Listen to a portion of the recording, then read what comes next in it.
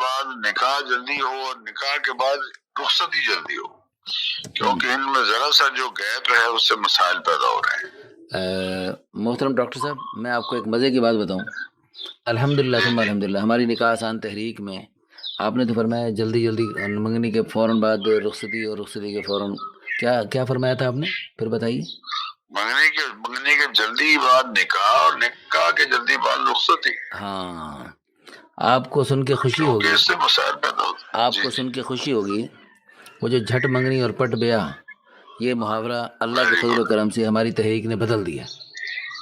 ماشاءاللہ، وہ تحریک اس طرح ہم نے اس طرح کی ہے کہ جھٹ پٹ نکاح،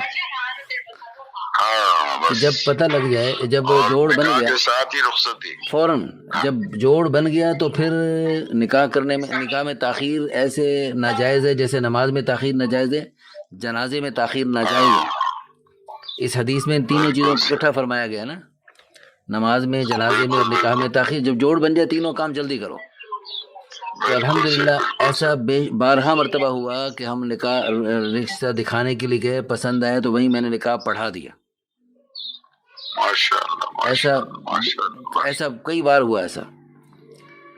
میری اپنی بھی شادیاں اس طرح کئی دفعہ ہوئی ایسی الحمدللہ، کہ بس میں گیا اور ایک صحابی اور رشتہ مانگنے کے لیے گئے ساتھی کے لیے، جی جی جی جی، اور جب باہر آئے تو بتایا کہ بھئی وہ تم پر تو نہیں مانے اور مجھ پر مان گئے اور میں نکاح ہو گیا۔ نکاح بھی ہو چکا ہے، بالکل ایسے ہی۔ میری ایک 40 سال مدینہ مکہ مکرمہ میں رہے قاری صاحب، وہاں پر امامت کرتے رہے وہ، ان کے بیٹے کا مسئلہ 16 سال کا، تو الحمدللہ یہاں میرے پاس ان کا کیس آیا تو اللہ کے فضل و کرم سے ان کی ایک جگہ بات چلی، 2 دن کے اندر بات فون پر کافی حد تک فائنل ہو چکی تھی۔ میں دونوں بھی رابطے میں تھا، دونوں پارٹیوں، وہ بھی لڑکی 16 سال کی، یہ بھی 16 سال۔ تو پھر جب ہم وہاں گئے تو الحمدللہ وہ لڑکی کے والدین تو وہیں گھر میں تھے، لڑکا اور اس کا والد میرے ساتھ گئے، تو میں نے کہا جی لڑکی کو دکھا دیں بیٹے کو، لڑکے کو، تو وہ جا کے دیکھا ہے۔ ہم اتنی دیر میں مسجد میں بیٹھے ہوئے ان سے بات چیت کر رہے تھے، گپ شپ لگا رہے تھے، وہ لڑکا آیا نیچے، تو بات چیت کے دوران میں نے آنکھوں میں اس سے پوچھ لیا کہ پسند ہے لڑکی، تو اس نے آنکھوں میں مجھے جواب میں دے دیا کہ ٹھیک ہے جی پسند ہے، اوکے۔ تو میں نے بات کا وہیں بیٹھے رخ موڑا، میں نے کہا جی دیکھو شریعت میں یہ ہے کہ جوڑ بن جائے پھر تاخیر نہیں کرنی، نکاح کرو۔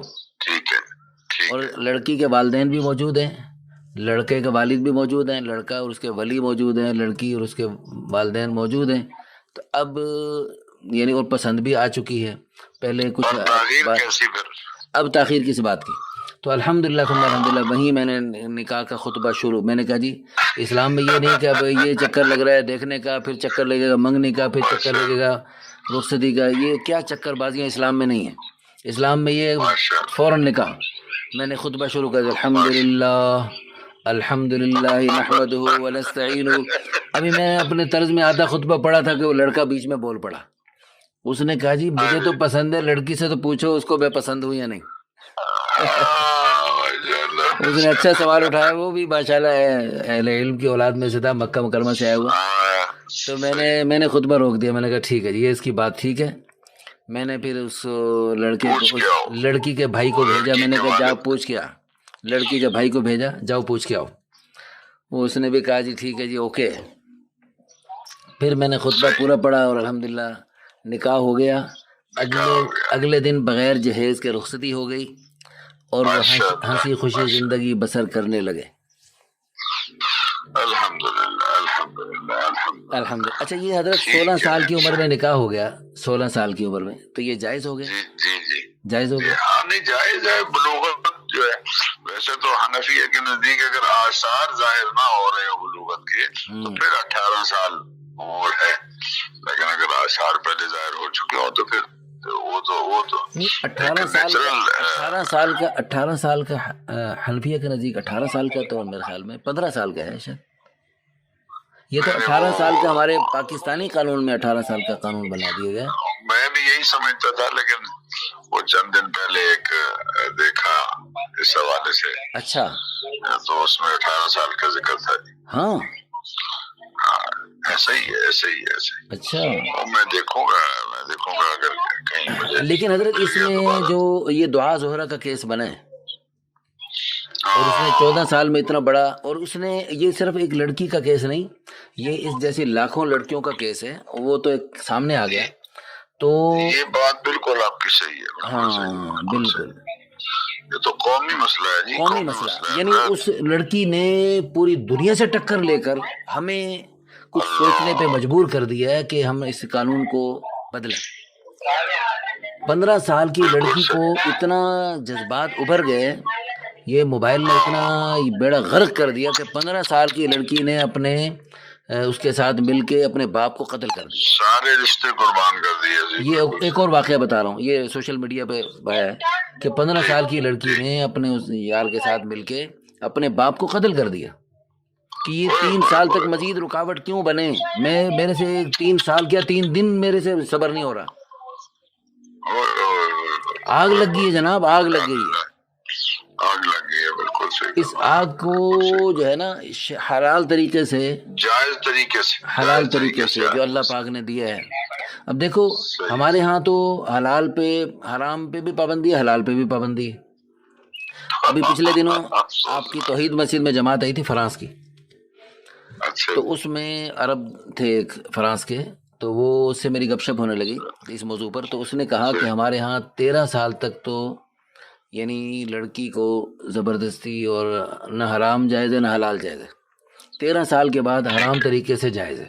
یعنی اگر رضامندی ہے، لڑکا چاہے وہ جتنی 60 سال 70 سال کا بابا کیوں نہیں، اگر لڑکی رضامند ہے تو جو چاہے کر سکتے ہیں آپ، حرام طریقے سے کر سکتے ہیں۔ ان کے ہاں حرام حلال تو ان کے ہاں ہے ہی نہیں نا، تو لیکن شادی نہیں کر سکتے، نکاح نہیں کر سکتے، وہ تو 18-20 سال کے بعد ہی کر سکتے ہیں، باقی حرام کی اجازت ہے حکومت کی طرف سے۔